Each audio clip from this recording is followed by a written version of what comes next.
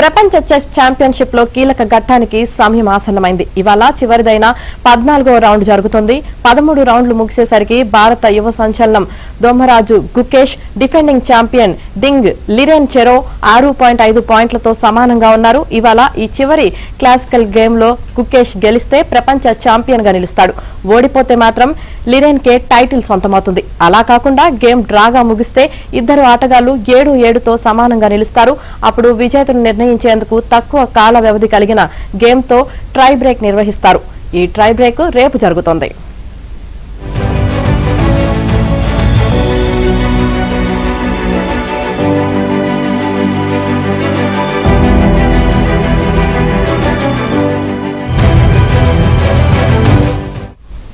సుదీర్ఘంగా 5 గంటల పాటు సాగిన 13వ రౌండ్ లో ఈ ప్రత్యర్థులిద్దరూ పాయింట్ కి పంచుకున్నారు. విజయం కోసం 18 ఏళ్ల గుకేష్ గట్టిగానే ప్రయత్నించినా ప్రశాంతంగా ఆడిన 32 ఏళ్ల లిరెన్ అవకాశం ఇవ్వలేదు.